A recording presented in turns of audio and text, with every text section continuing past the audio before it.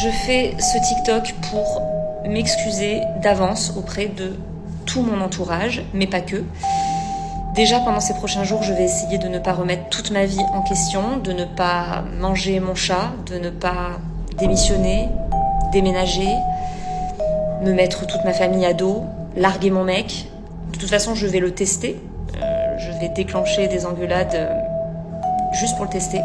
Je vais faire la même chose avec ma famille, mes amis. Je vais leur envoyer des messages pour voir en combien de temps ils répondent, qu'est-ce qu'ils répondent. Dans tous les cas, je vais être susceptible. Je vais très facilement m'énerver. Pendant ce temps, je vais vider le frigo, avoir mal partout, évidemment. Et ça va être mon quotidien pendant les prochains jours. Et ce qui est génial, c'est que dans tout pile un mois, ça va recommencer. C'est ce qu'on appelle le SPM. Le syndrome prémenstruel, appelé communément SPM ou PMS, peut perturber la vie d'une femme ainsi que celle de son entourage. Cela peut affecter les relations à cause des changements d'humeur et des variations émotionnelles. Cela peut également être un problème dans les relations professionnelles et affecter les relations de couple, notamment à cause de certains symptômes physiques. C'est quoi le syndrome prémenstruel ? Le SPM décrit une condition que beaucoup de femmes vivent. Il se manifeste par différents symptômes physiques et émotionnels. Parmi les symptômes émotionnels, on peut observer des changements d'humeur, de l'irritabilité, des difficultés à dormir, une variation de la libido, un changement de l'appétit, une plus grande tendance à pleurer. Ce sont quelques-uns des symptômes émotionnels. Les symptômes physiques du SPM varient également, mais peuvent inclure des ballonnements, des crampes, des douleurs abdominales, des seins sensibles et des éruptions cutanées. Beaucoup de ces symptômes sont bien sûr normaux à un certain degré, et parfois, c'est seulement après coup qu'une personne réalise qu'elle avait plus de symptômes que d'habitude, ou qu'ils étaient plus sévères que d'habitude.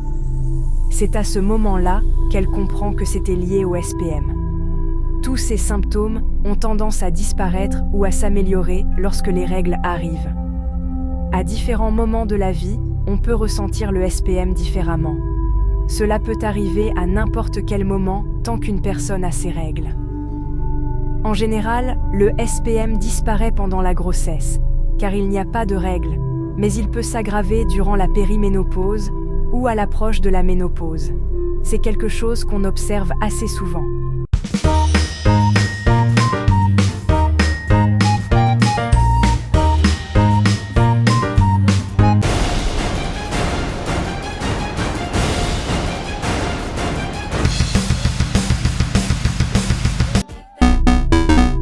Imaginons que votre cycle menstruel dure 28 jours. Au cours des 2 premières semaines, un follicule dans votre ovaire se transforme en œuf. L'œuf est libéré et laisse derrière lui un follicule vide, appelé le corps jaune, en latin corpus luteum. Ce corps jaune sécrète de la progestérone, qui prépare votre utérus à accueillir un bébé. Si vous n'avez pas d'ovule fécondé, le corps jaune cesse de produire de la progestérone et se désintègre. Cela entraîne une chute rapide de la progestérone qui survient 1 à 2 semaines avant le début de vos règles. Sans progestérone, la paroi de l'utérus, qui s'est épaissie, se détache, ce qui provoque vos règles. Certaines femmes sont plus sensibles à cette chute de progestérone, et voici comment cela vous affecte mentalement. La progestérone est convertie en une autre hormone appelée allopregnanolone, qui se lie au récepteur GABA-A. Ce sont les mêmes récepteurs auxquels se lient l'alcool et les benzodiazépines, comme le Xanax. L'allopregnanolone a pour effet de réduire l'anxiété et la dépression. Donc, pour les femmes sensibles à cette baisse, ce que vous pouvez ressentir peut être similaire à un sevrage de Xanax ou d'alcool, ce qui est une sensation terrible. Comment gérer Pour gérer ces symptômes, il existe différentes méthodes. Encore une fois, chaque personne réagira différemment et trouvera certaines solutions plus utiles que d'autres. Beaucoup de solutions sont très simples, comme prendre soin de soi, faire de l'exercice, sortir à l'air frais, marcher, courir, faire du vélo, surveiller son alimentation, en veillant à avoir une alimentation équilibrée et dormir suffisamment. C'est vraiment important.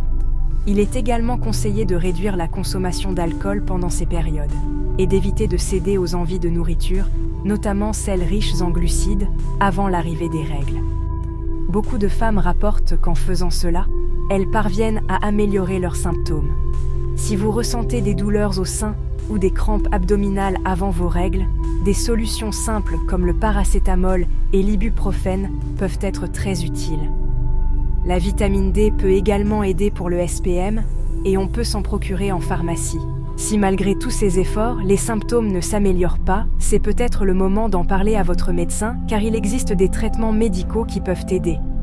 Un traitement couramment utilisé est la pilule contraceptive combinée, qui contient de l'œstrogène et de la progestérone. Comme elle permet de contrôler le cycle menstruel, elle peut réguler les hormones et entraîner des règles moins abondantes et moins douloureuses, aidant ainsi avec certains symptômes physiques. Votre médecin peut également suggérer une thérapie cognitivo-comportementale, TCC, qui peut être très utile pour les symptômes du SPM, surtout si vous ne souhaitez pas essayer de médicaments. C'est quelque chose dont vous pouvez discuter avec votre médecin. Une autre solution qui aide certaines femmes, notamment si elles ont des symptômes physiques plus prononcés, est quelque chose appelé un stérilet hormonal ou SIU. Il s'agit d'un contraceptif, mais aussi d'un traitement pour les règles abondantes. Pour beaucoup de personnes utilisant un SIU, cela peut même stopper les règles pendant la période d'utilisation, ce qui peut être très utile, surtout si vos symptômes sont liés à des saignements abondants, à des règles douloureuses ou à des ballonnements avant les règles. En conclusion, le syndrome prémenstruel, ou SPM, peut affecter la vie quotidienne de nombreuses femmes, mais il existe des solutions pour mieux gérer ces symptômes. Que ce soit par des changements de mode de vie, des traitements naturels ou des options médicales comme la contraception hormonale ou la TCC, il est important de trouver ce qui fonctionne le mieux pour vous.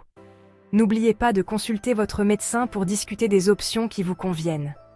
Prenez soin de vous et écoutez votre corps. Si vous avez trouvé cette vidéo utile, n'hésitez pas à la liker et à vous abonner pour plus de conseils santé.